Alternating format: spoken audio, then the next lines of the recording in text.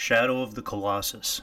Seeing its first initial release for the PlayStation 2 in 2005, and later re-released for the PlayStation 3 with high-definition graphics in 2011, we're now seeing the game again in 2018 for the PlayStation 4. Does this latest update warrant your hard-earned dollar? And before we get started, guys, don't forget to subscribe if you enjoy content like this. Hey everybody, this is Arc Flash with Arc Flash Gaming, and today we're taking a look at Shadow of the Colossus for the PlayStation 4.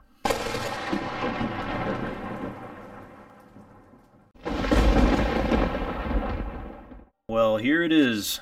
I didn't think there was going to be yet another edition of Shadow of the Colossus, but here we are, and for the most part I would say the game definitely pulls everything off that it tries to do successfully with this latest update.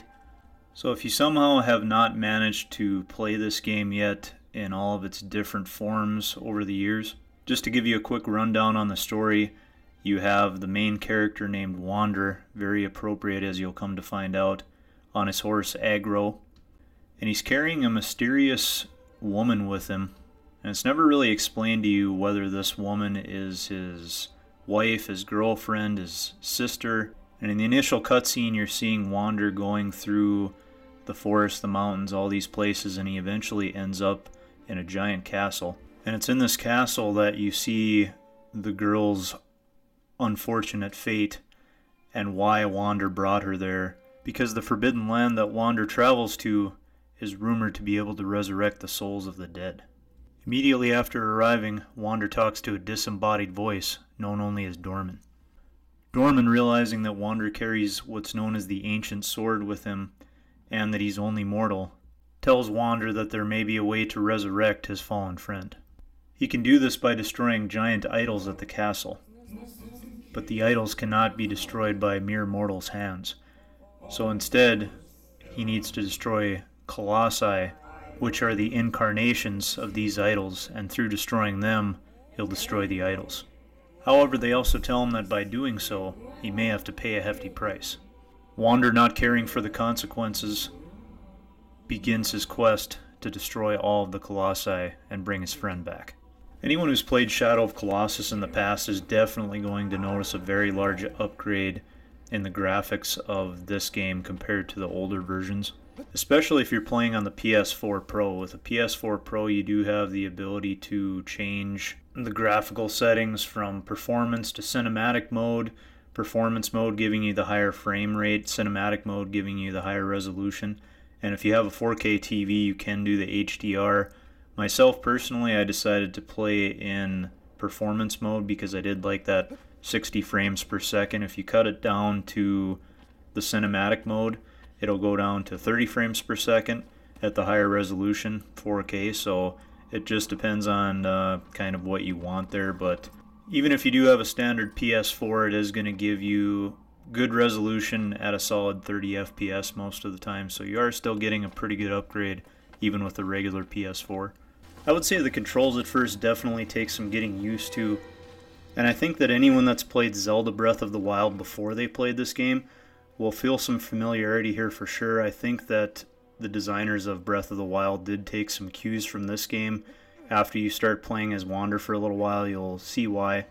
But if you're used to Breath of the Wild's controls, try to get out of that mentality for a little while, because this game is quite a bit different as far as how it handles Wander and how he climbs. He can't climb on any surface. It has to be a rough surface, a ledge, or surfaces with grass, or the hair of the colossi, as you'll see in a little bit. But you actually have to hold the shoulder button in order to hold on to the object that you're trying to grab. If you let go, he'll let go. So that takes a bit of getting used to, and when you're jumping from ledge to ledge or from one surface to another, you have to hold down the jump button to kind of charge his jump before you move to the next area that you're trying to jump to. So that definitely takes a little getting used to, but once you do, it feels pretty intuitive for the most part, and it did definitely improve over the PS2 version and even the PS3 version of this game. It feels a little bit tighter and a little bit smoother overall. I don't know if it's because of the 60 frames per second graphical capability now, or if they actually did physically tighten the controls up a little bit in programming, but either way it does feel better. after you adjust to it for sure, and it does get the job done. Now, if you guys have never had the pleasure of playing this game before, be prepared to have your mind blown, because as soon as you see a colossi, it's a pretty breathtaking experience to say the least, especially the first time. You're just thinking, I have to fight this thing? Are you serious?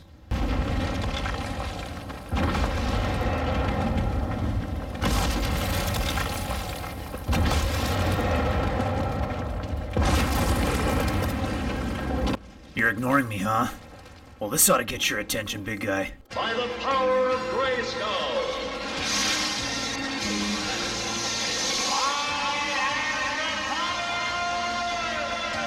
Okay, yep, that worked. Whoa! Climbing these colossi and trying to figure out how to take them down is just an absolute thrill. The first few times you do it, as they whip their bodies around and try to get you off while you desperately hang on, trying to figure out how to get to their weak spots. It's great fun, and it's absolutely what makes this game so unique and so special. Each colossi is a puzzle in itself, trying to figure out not only the best way to kill it, but just how to figure out the best way to get on top of the colossi to even start attacking it. The first 2 or 3 are pretty easy because they're more teaching you how to play the game, but after that they do get progressively more challenging.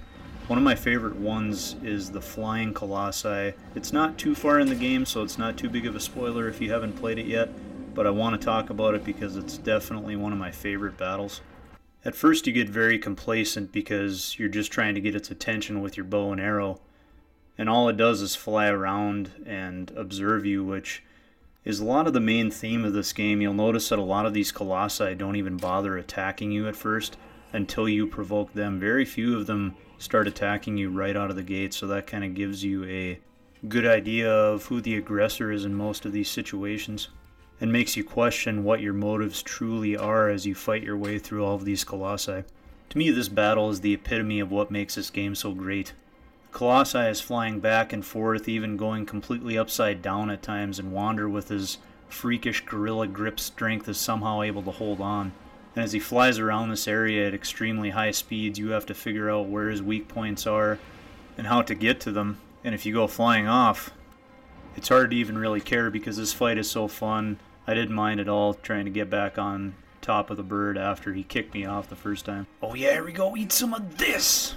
Oh boy. Oh man, I can't hold on anymore. Need more grip strength. Don't have any left. Oh! So as you're seeing in the bottom right hand corner, the yellow ball that's filling up, that's your grip strength, and that's a key mechanic in the game. If you run out of grip strength, you can no longer hold on to the object that you're trying to hold on to, or if you're diving under the water, you can't hold your breath under the water anymore. Your grip strength increases depending on how many colossi you defeat. Every time you defeat one, that little bar on the side of the yellow sphere gets a little more full. You can then maintain your grip for a longer period of time. Other ways to do that is there are specific lizards that you can find as you're wandering around. And as you kill the lizards and grab their tails, it will increase your grip strength. There's also fruit you can find in the game that you can eat to increase your health. Now, to be honest, if you're playing on normal difficulty, all of this is largely unnecessary. It's purely optional for the most part because you can make it through the whole game without too much of an issue, save for maybe the last few colossi. You might have a little more issue with less health and grip strength, but it's definitely not required to go through and get these extra items to make it through the game.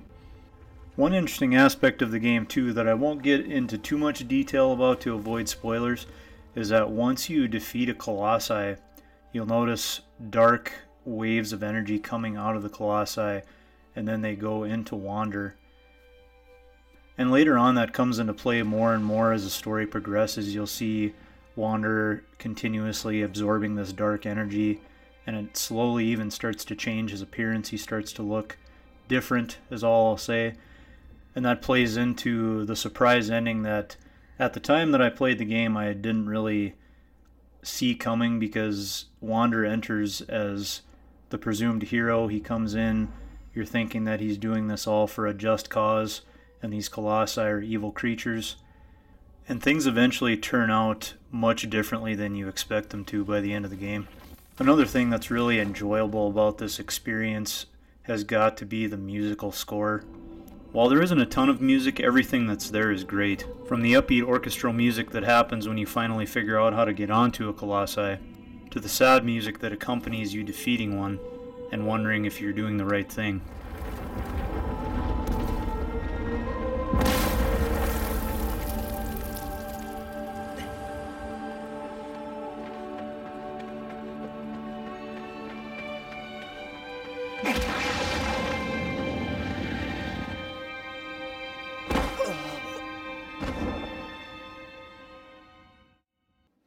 And that's one of the things that this entire game seems to excel at and focus on, is the utter solitude that you experience as you're wandering around this world.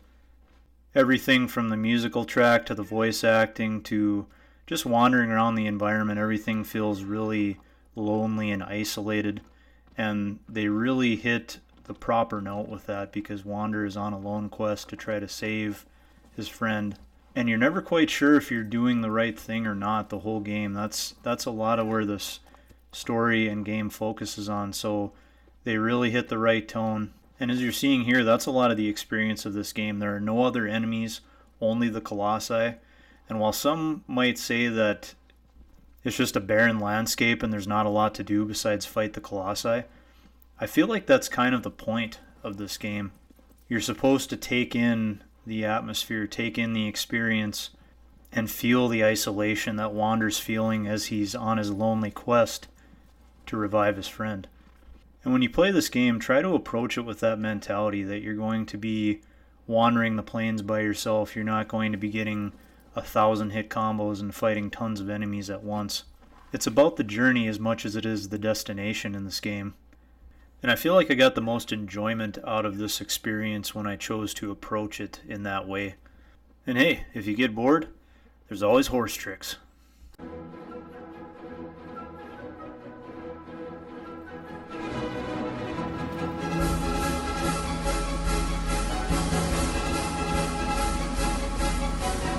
I would say if there is any complaints to be given against this game, it would have to do with the somewhat short length, because there are only 16 main colossi to defeat, and once you've figured out the method to going through and finding them all, you can usually get to them pretty quickly. And once you figure out the method of getting onto them, it doesn't usually take that long to actually take them down. Without spoiling it though, I do want to say that there is a way to extend the game length. There is a time attack mode that you have access to after beating the main quest. The time attack mode has certain items in it that help you get new abilities in the game or take out the colossi faster, so they do have things that extend the length and add to the experience.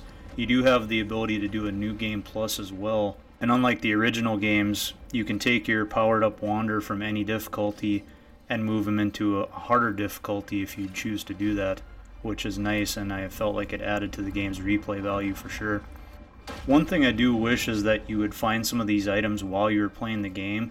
I felt like that would have added to the incentive of exploring the map a little bit more, other than just to see all the beautiful environments that they laid out for you. It would have been nice to find some items along the way, aside from lizard tails and fruit, to extend your grip strength and health, rather than getting them all after you've already beaten the main game. But I still do like how they have those items in there for you. It was a nice addition.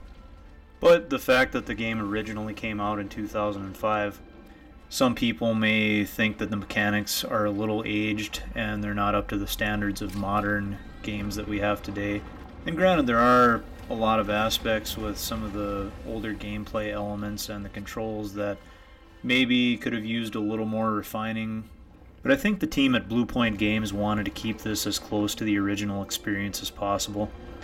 And for people that haven't played this before, they may find it a little tough to get used to the way the game controls and the main gameplay aspects and the loneliness of it.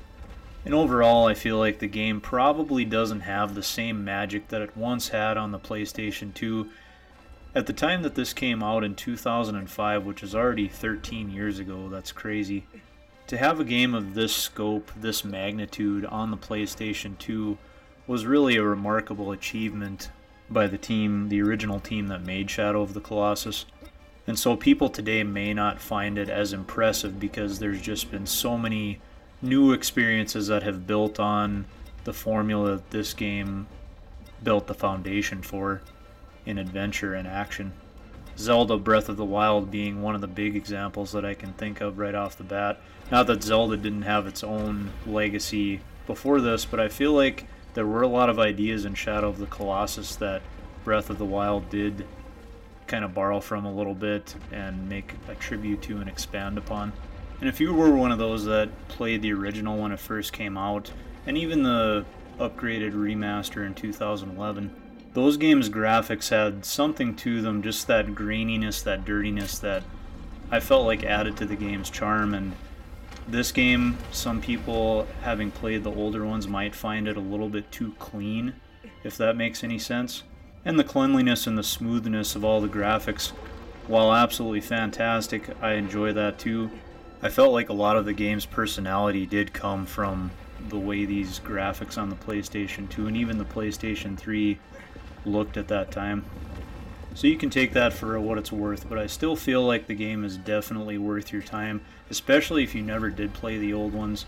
The game is only $40, so I would highly recommend picking it up if you have not played it before. I think you'll enjoy the experience. Even if you've played the games in the past, I own both of the older versions myself and I still picked this one up.